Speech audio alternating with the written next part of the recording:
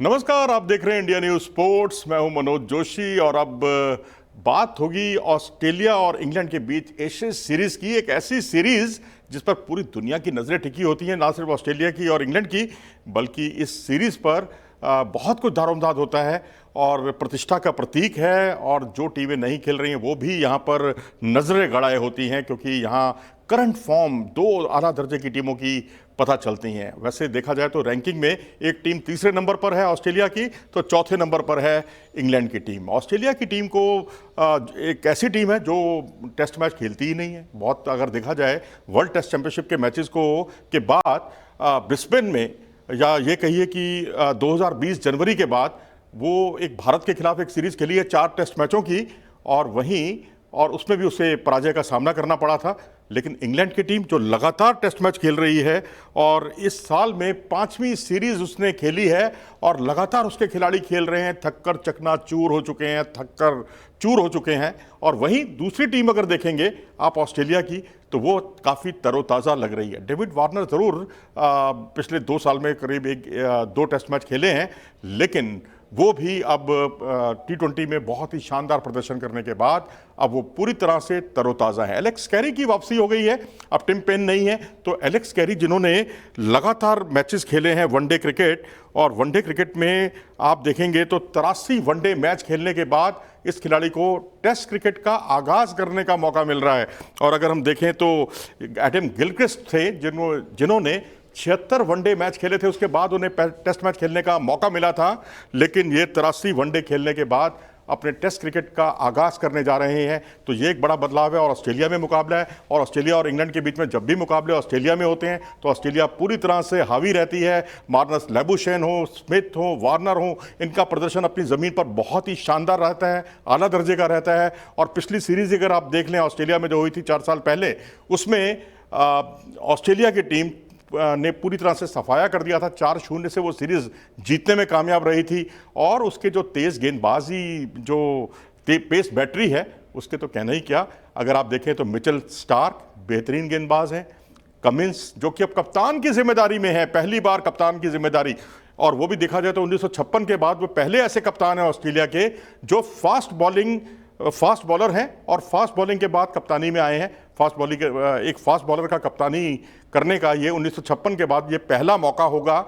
और वहीं तीसरे गेंदबाज जोश हेजलवुड, जैसा कि आप जानते हैं, इन तीनों की तिकड़ी ने बहुत मैच जिताए हैं ऑस्ट्रेलिया को। और नाथन लायन ऑस्ट्रेलिया के स्पिन गेंदबाजी के सूत्रधार, जो अब 400 विकेट से महज 1 विकेट दूर हैं, 399 उनके विकेट हो गए हैं। शेन वॉर्न और मैकग्रा के बाद उनके सबसे ज़्यादा विकेट हैं टेस्ट क्रिकेट में ऑस्ट्रेलिया की तरफ से। वहीं इंग्लैंड की बात करें तो वहाँ पर एक ही स्पीड स्टार है, बहुत तेज़ गेंदबाज, वो है मार्क वुड।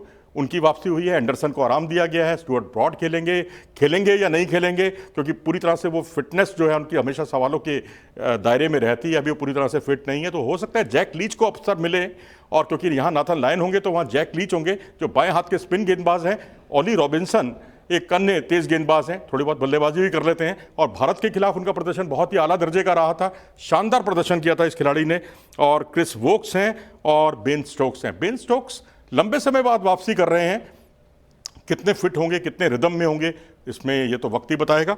लेकिन बाकी अगर हम देखें तो जो रूट जो है टीम के कप्तान इंग्लैंड के, और उनका प्रदर्शन दुनिया भर में बहुत ही शानदार रहा, आला दर्जे का रहा। श्रीलंका गए, वहाँ उन्होंने डबल सेंचुरी बनाई, भारत आए, यहाँ उन्होंने डबल सेंचुरी बनाई, शानदार प्रदर्शन किया। लेकिन ऑस्ट्रेलिया में उन्होंने अभी तक एक भी सेंचुरी उनके बल्ले से देखने को नहीं मिली है। और उनका औसत भी अगर अब ऑस्ट्रेलिया में देखें, जितने मैच उन्होंने ऑस्ट्रेलिया में खेले हैं उसमें उनका औसत 38 रन का रहा है, महज 38 रन का रहा है। तो उनके बढ़ते हुए कदमों पर लगाम लग जाती है वहाँ पर। जब भी वो ऑस्ट्रेलिया में जाते हैं, वहाँ के बाउंसी ट्रैक उन्हें बहुत ज़्यादा सुहाते नहीं हैं।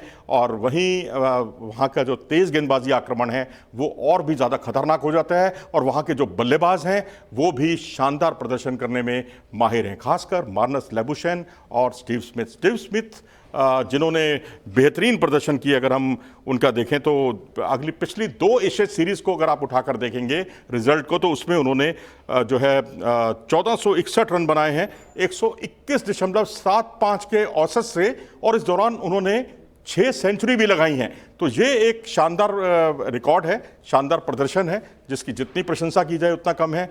तो मुझे कोई आश्चर्य नहीं होगा कि इस सीरीज में ऑस्ट्रेलिया पूरी तरह से अपने दबदबे को कायम करे और इंग्लैंड को अगर क्लीन स्वीप नहीं तो कम से कम 3 मुकाबले जीतने की मैं प्रेडिक्शन करूंगा कि कम से कम 3 मुकाबले जो है ऑस्ट्रेलिया जीत सकता है इस सीरीज में, क्योंकि वो एकदम टीम तरोताज़ा है, बहुत ज़्यादा मैच वो नहीं खेली है और वहीं इंग्लैंड की टीम थक कर चूर है और वो रोटेशन पॉलिसी पर आ गई है कि किसको खिलाया जाए किसको ना खिलाया जाए। तो बहुत संभव है कि एंडरसन और ब्रॉड दोनों ही आपको इस मैच में ना दिखाई दें, क्योंकि एंडरसन इस मैच में उपलब्ध नहीं है, वो नहीं खेलेंगे, लेकिन स्टुअर्ट ब्रॉड खेलेंगे या लीच खेलेंगे, इन दोनों में एक सस्पेंस बना हुआ है।